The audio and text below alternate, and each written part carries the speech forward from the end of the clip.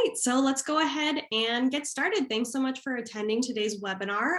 It is the first installment of the Inventory Management webinar series. My name is Monica Lavoie, and I have Katie Gielen here, Quartzy's product support lead, to present today's webinar to you all. Just a reminder that this webinar will be recorded, and we will make sure to send out the recording after the webinar is completed. So yeah, next slide. So here are the details for the rest of the webinar series, the rest of the sessions in this series. As a reminder, if you register and attend all 3 sessions, we'll be sending out a special gift to you. So make sure to sign up for the others if you haven't already, and we can provide a link at the end of this to make sure you know where to go to register. But we'll be going through the first one today.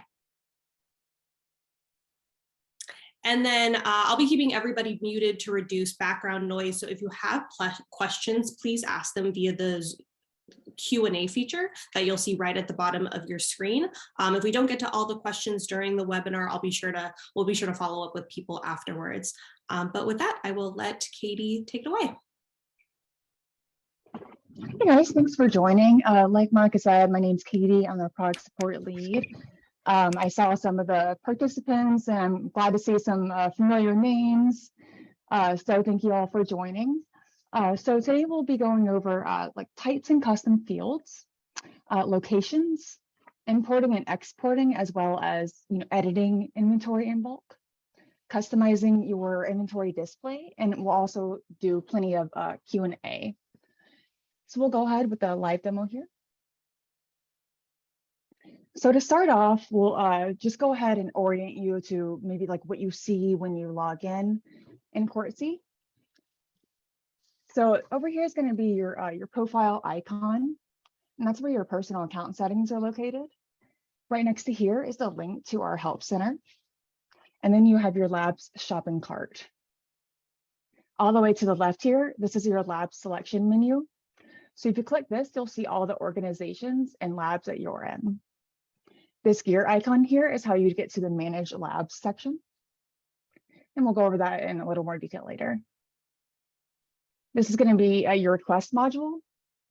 This is basically your lab's digital shopping list, where all your labs like requests and orders and stuff like that is tracked. Then we have the inventory module. This is your lab's list of what's currently in stock, plus where everything's located and any important item data. And then lastly, for US-based labs, there's the Quartzy shop. And this is the easiest way to find and request items that you'd like to order from Quartzy. So now that we're oriented, let's go over to where you can add types and locations to your inventory. So as I mentioned before, your lab selection menu is here. So if you click on this, you'll find the lab you want to go to, and then click on that gear icon. And then I'm going to go to our types tab. So this brings me to where we can start adding these types. By default, your lab will come with this general supply type. So this type and all other types will automatically include all of the fields listed in this first tab, which says standard fields for all types. So all these fields like item name, unit size, stuff like that, that's going to be default to every type. So if you'd like to have more than just like general supplies in your lab, you can add new types. So you can do that from here with the add type button. So let's go ahead and add maybe the antibody type. All of these are types that come with like preset fields that you can either add it or add on to, or you can just make your own custom type. But for now, we'll just stick with this antibody type here.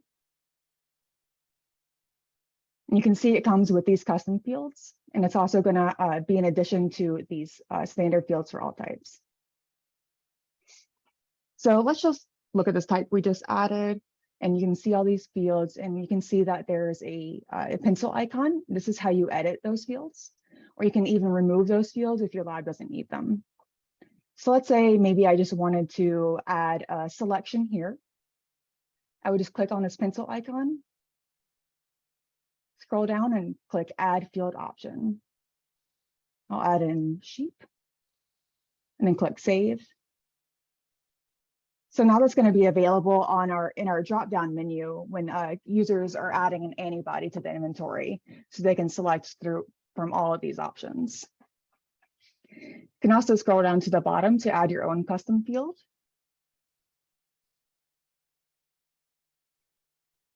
So if you wanted to maybe say, just save some additional notes.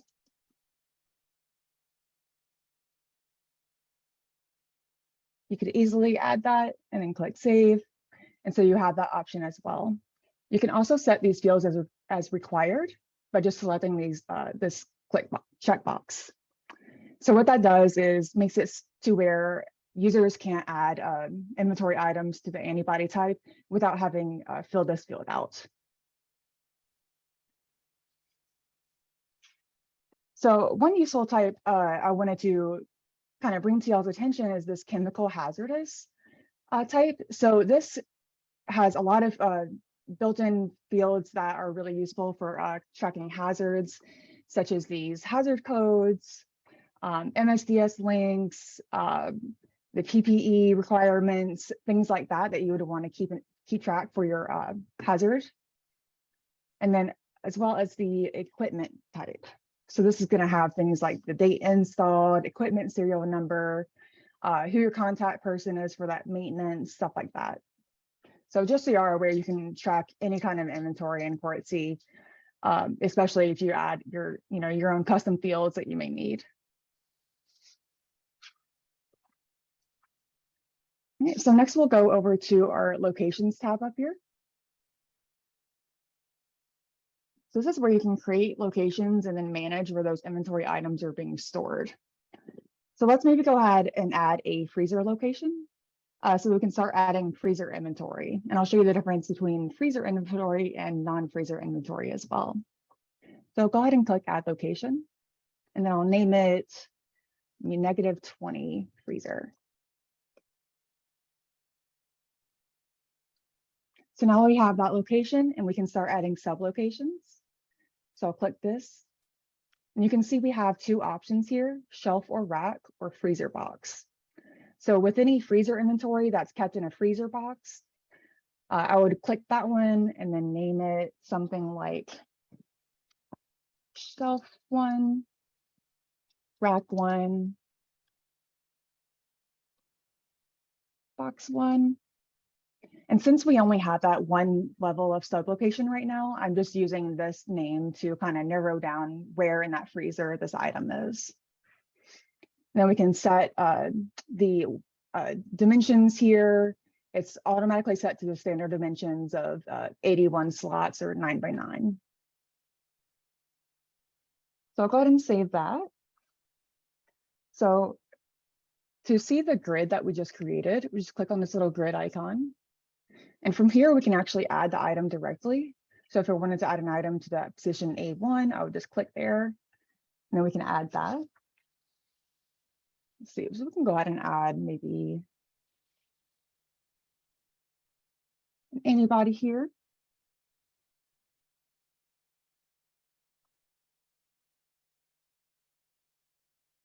You can see it fills in certain information like item name, unit size, stuff like that. Then I'll add in my lab's price.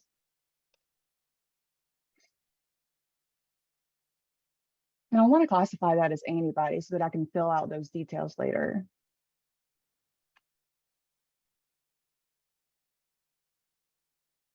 So you can see we can still add that to additional spots here just by clicking on the little plus icon. And then we can just go ahead and add that item. What did I not fill in?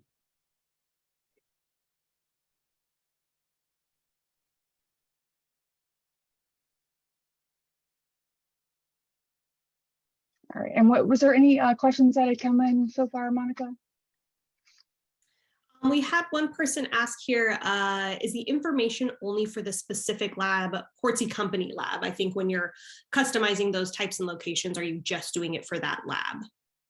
Correct, yeah. So if you're in a specific lab, you can see each lab has like a different little gear icon. So you can click on that to get directly to that lab. And then once you're on this page, you can see you still have this list of labs over here.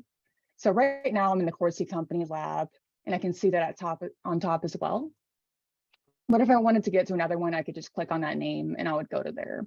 But yeah, each lab is managed differently, so it can have different types, different locations, different lab settings even, such as this lab setting for inventory permissions, where you can set it to any member in this lab can edit, or you can limit it to only the item owners and lab admins.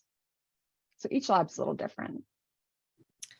Cool. And then another question, if a location is renamed, will the new name be applied to items already in the inventory?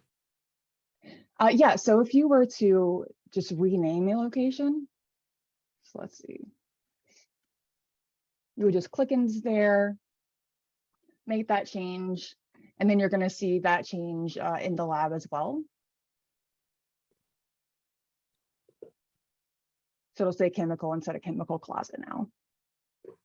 Great. Let's see, a few questions here. Is it possible to add a field for freezer boxes to include a barcode? So there's no field like in the actual location. You can add custom fields to an inventory type. So you could add, something like a barcode number or something, but the way barcodes work in Quartzy is that they're just generated automatically based on this serial number here. So that serial number is going to generate a barcode. And I know that I think Libby is going to go over this in a later series in more detail, but just to kind of show you guys. So you'll see this barcode, or I'm sorry, the serial number here. It created a barcode, and then this is just your lab ID.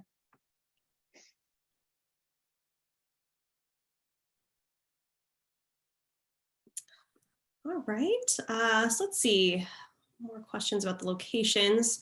If you have multiple locations for the same item, for example, a protein, do you have to enter it multiple times? So you wouldn't have to enter it multiple times. We don't have a great way right now to, specify 2 different locations on one item. It is 1 location per item. But what you could do is just duplicate that item. And just overall, went through that a little quickly. Just from this more menu here, and then this duplicate button on that item. And then it would let you fill in any other information that you wanted to. So you could change that location and stuff like that. But that's what I would recommend for that. Yeah. And then kind of related to that, you had a box open. Is there an option, is there a drag option on the box level to select more than one slot?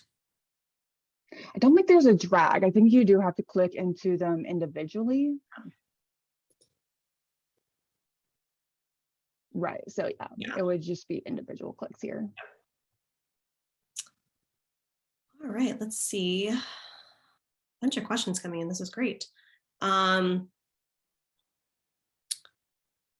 see, if you indicate a sample name in your 9x9 grid, will it show up when you search inventory? Or can you only search by box name? Yeah, so you can always search by sample name.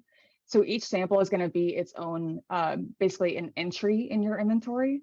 So we'd have like sample here, and that would be, where was that one? Right, so here's just one antibody, and it's in these different locations, but it's just going to have that one listing. And that's what you can search by. You can search by this, and then you can filter by the location itself and the sublocation. So you have, multiple different options, kind of find and narrow down those results. Great. And then I think we'll do one more here, and then we'll kind of let you keep going. Let's see, is there a way to duplicate types for the different labs without entering it for those different labs? That's actually a really good idea. What I would suggest is just adding them, from here. I think that is for now the easiest way, is just to add these types from here. That would be a really good feature request though, to just be able to apply, maybe if you created it for one, just copy all those types and fields to each lab. There may be a kind of workaround that you can use with the import and export. So we'll go over that next here, actually. Okay, perfect. Yeah, I think we'll let you go on. There's a couple other questions in here that I think I'll go through and answer in the chat, but go ahead, Katie. Oh, perfect. Thank you. So yeah, like I said, we'll go over some import and export now that we know how to add those types and custom fields. So let's say you have like an existing inventory file. You can use that to populate the inventory in your Quartzy lab pretty easily through Excel.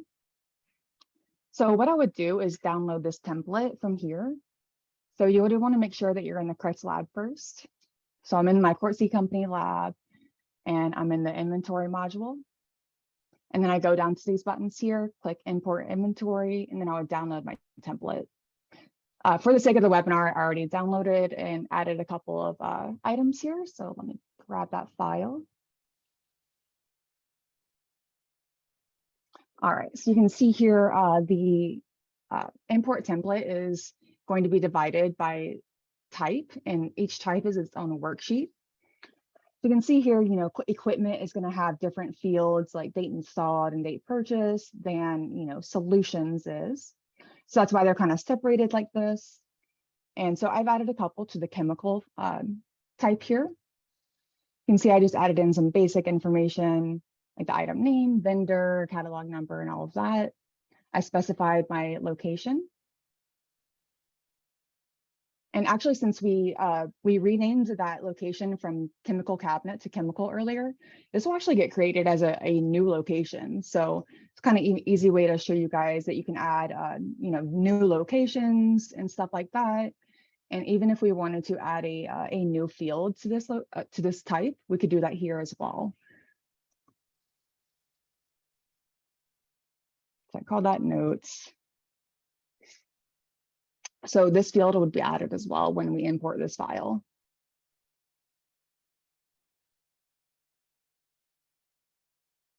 So I'll check off this box that says that I use Quartzy's Excel template, and I'll find my file here.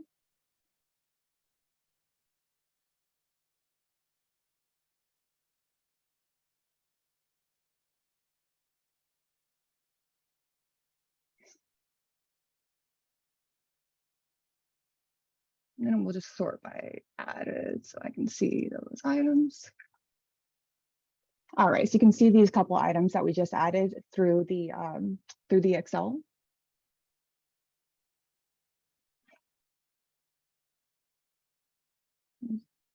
So yes, so it created a new location called chemical cabinet. You can see all those fields are filled out here, and that's all using Excel. So you can do very similar things with exports. So let's say I needed a list of just my lab's chemicals. I would just filter by that type. So I get my list of chemicals and then just click export inventory. And I would want to make sure I selected this export items that match current filters only. Otherwise, the export all inventory obviously is going to export all the inventory in addition to just the chemical type. So I'll select that second option, export file.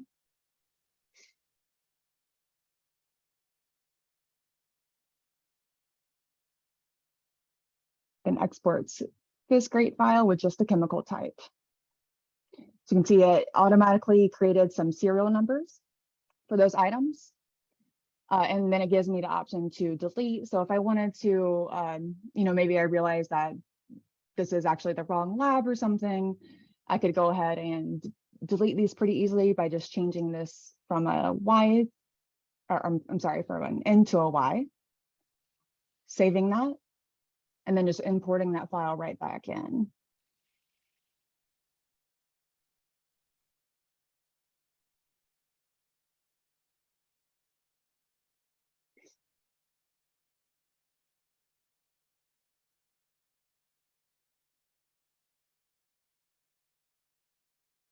You can see now that type is gone, or I'm sorry, that location is gone. So we no longer have those items since they've been deleted through the importer. So another way, an easy way to make sure that you have all this information up to date is to sign up for backups. So we'll go again to the Manage Lab space. Just click on this gear icon here. And then there's a Backups tab. So I'll click there, and then you can see that for the inventory backup, I'm selected to receive this every Sunday. You can also select to receive it just once a month. And then your historical backups will be here available for download as well, just in case you can't find that in your inbox or something. The newest ones are always at the very bottom here. Just so one thing to note about the backups is that this actually signs just you up for these. So anyone that needs to receive the emails with these backups need to log into their account and sign up from this tab as well.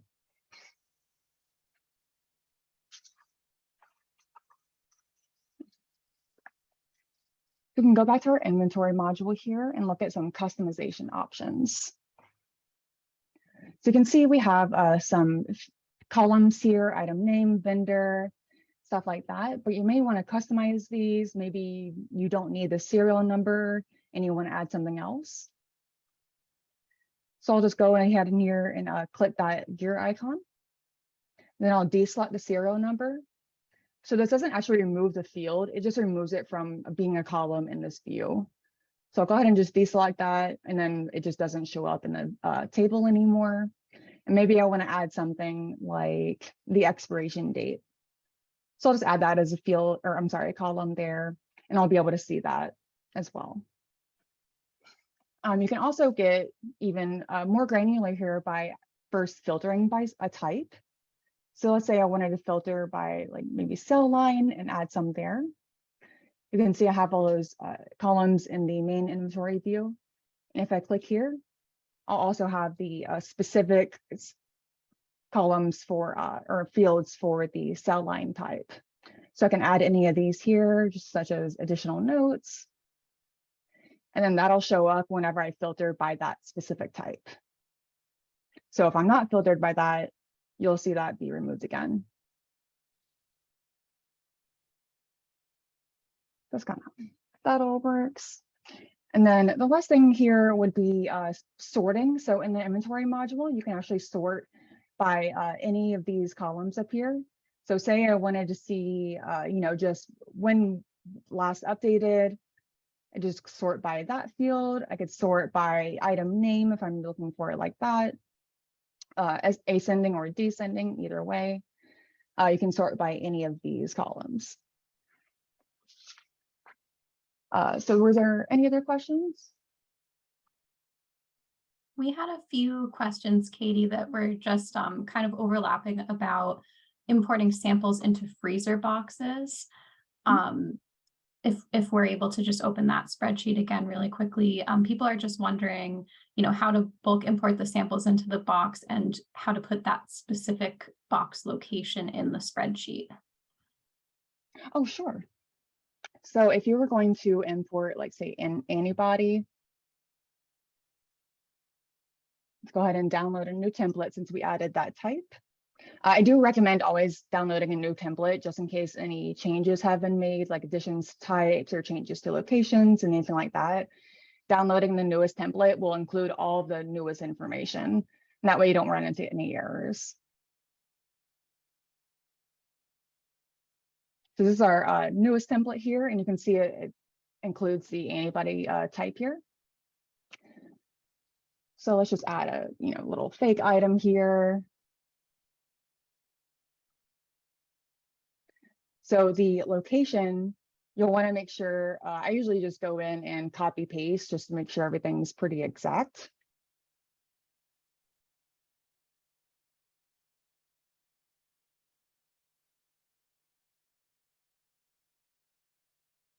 So copy paste that location.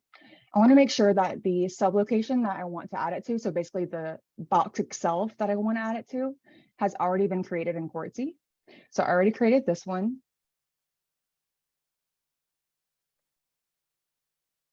So go ahead and add that here. And then for the location details, that's where these numbers are going to come from, this alphanumeric scale here. So A1, A2 through A6 is already occupied. So I could put this in A7 or any of these blank fields here. So the way I would do that is just by typing these and separating the positions in the box themselves by comma. So it would basically be 7, like that. Save that file.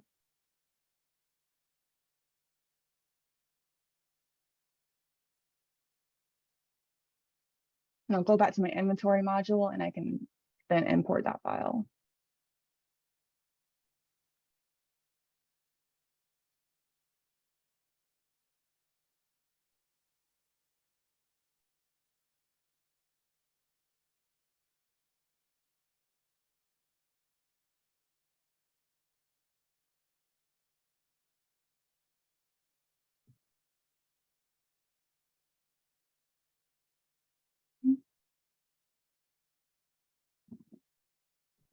And then There we Katie, go. we had another related question just about the same thing. Is there an exact or is there an Excel shortcut for adding location details if you're adding 30 plus of the same item, like if you were adding it to most of a box or something like that? So what I actually do in that case, to kind of maybe quirky workaround here, but we have a help doc that kind of allows you to transfer positions if you are keeping track of them in a just numeric format, like 1 to 81. Let me find this for you here. So I actually like to just copy paste from here. You know, I'll remove these numbers, but I would just copy paste down this column to, you know, if I wanted to add it to maybe 3 of the columns there, I would just copy A1 to C9 and then just add those all to the Excel template. Does that make sense? That way you don't have to like type them out one by one, and once you have them all written down, then it's easy to kind of copy paste those to each of those items.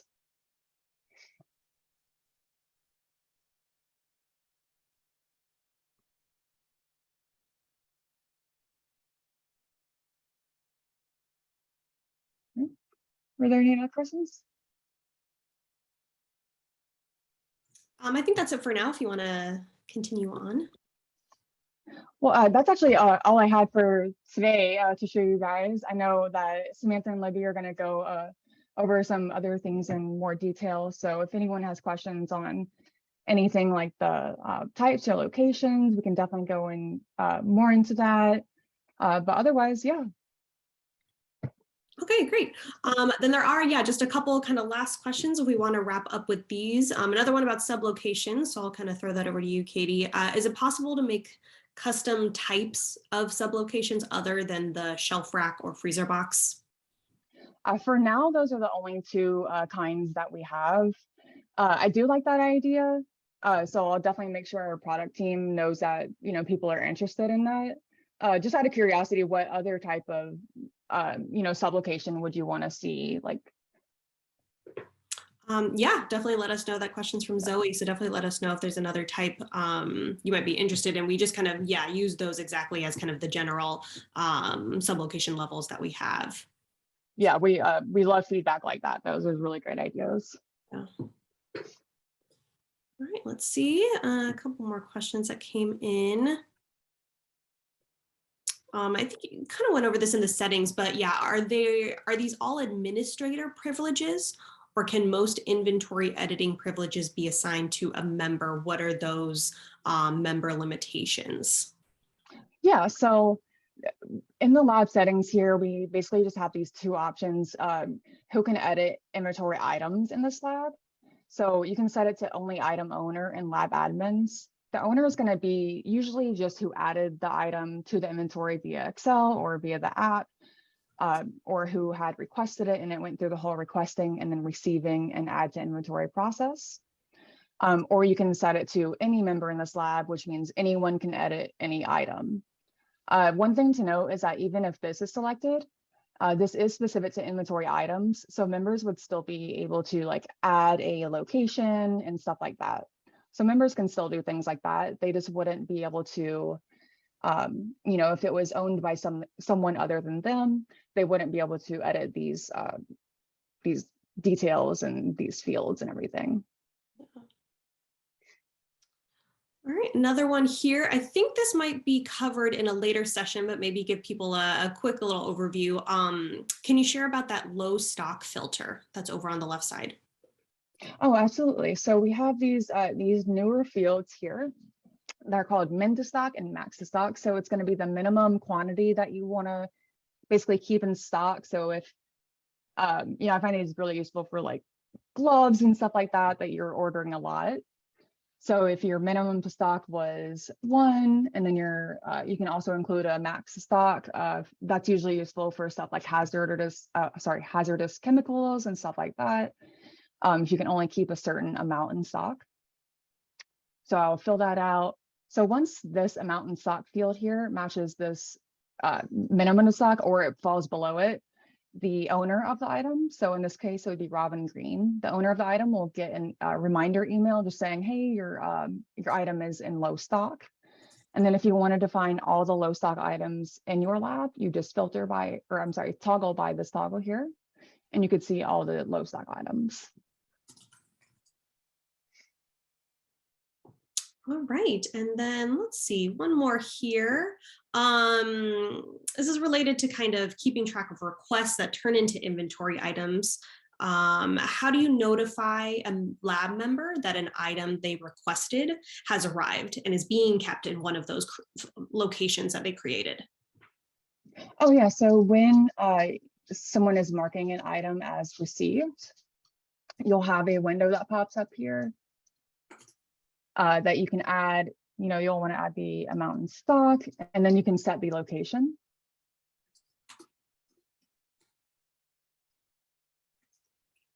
Fill out the location. So once I filled out all of that, oh, this is actually my item. So let me go and do this one.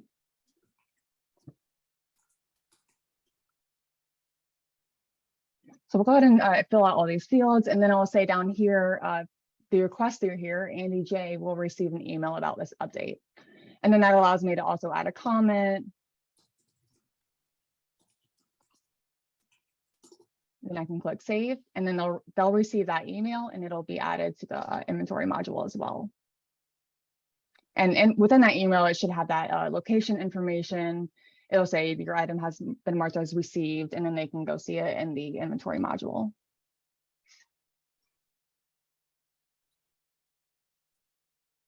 All right. Let's see, in order for the low stock to be triggered, the exact amounts of items must first be manually changed by the member admin. Is that correct? Right. So someone in here would have to come and say, you know, we no longer have 8 units because I just used 2.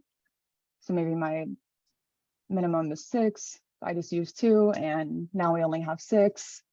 So that would trigger an email to Andy to let him know that, you know, this item basically needs to be reordered, or at least to make him aware that it's not in stock anymore. All right, and then going back to that received comment that you left, does that have a long-term, does that stay long-term? Someone mentioned that they thought maybe they disappear after a while. I don't believe that it disappears, but it's not going to show up in the inventory module. So you won't see that comment. It's mostly just to communicate something to the requester about that request. So you can say something like, you know, I left this on your bench, or, you know, where you stored it, if it's just going to be in temporary storage or something like that. So that's usually how that comment is used. Yeah. All right. What else do we have here? Is there an option to change the date of item received? We might have received an item but not logged it in until 2 days later. Is there a way to change those dates? So currently there's not. We do have a feature request for this. I think it would definitely make sense to have that, because I definitely understand, you know, that use case is might be pretty common. But that is something that our product team is aware that has been asked for. So maybe at some point we will have that option, but currently it'll just be automatic. All right, and then for a chemical, I guess adding to the inventory, can the CAS number be automatically added?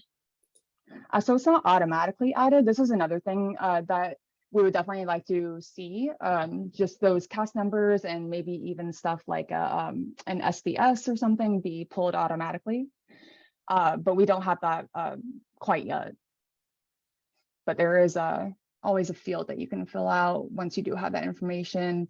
That's going to be on every item. You can fill out stuff like CAS number and lot number. And then when receiving an item from request to inventory, is there a way to just increase the amount when an item is received instead of adding an additional item to the inventory? Yeah, so if the item is already in the inventory, I'm not sure I have an example to show right now. So this is a new item. But usually if there is an item that's already in the inventory, instead of saying add to inventory, it'll say update existing item.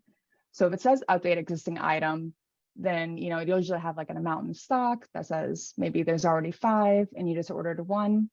So you would say, okay, so now I have 6, and then we'll save that, and it'll save the existing inventory entry. Great. All right, so many good questions. All right, next one here regarding lot number. So if I add a lot number for the item that I received, if I want to reorder the same item, will the lot number get updated? So the lot number won't be communicated from like request module to inventory module or vice versa.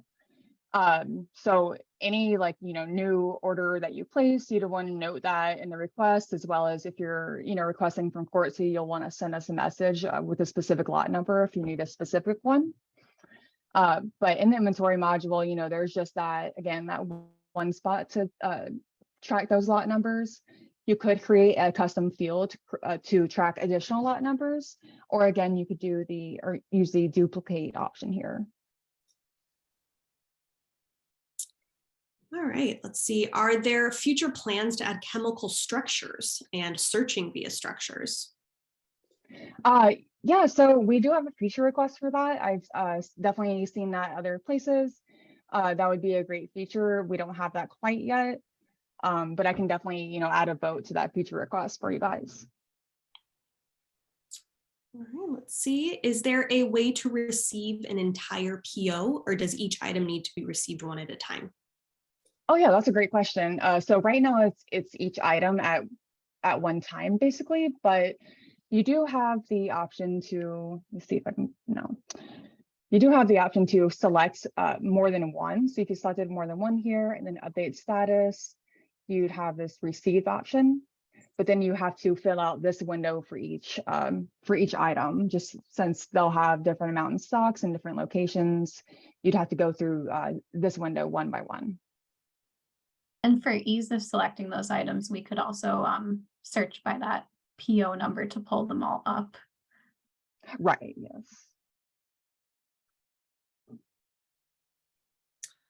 All right. I think that's all we have. I don't see any other open questions right now. Oh, one just came in. How do we get the lot number field to fill? So if we're talking the inventory module, that's just going to be user entry. So like I said, if there's a lot number mentioned in the request module, it's not going to get transferred over to the inventory. You just have to come in here and enter that lot number here. So I'll just enter 1, click out of that field, and you'll have this little saved icon there. And then that information is saved there. All right, awesome. I think, yeah, we can wrap it up over here if you want to go back. Perfect. So yeah, thank you all so much for attending today. If you have any additional questions, you are always welcome to contact us at support@quartzy.com, and we're happy to help you with anything from inventory questions to requests to questions about your orders through the shop. So please make sure to reach out to us anytime you have questions. But I think that's all for today. So thank you all so much for attending.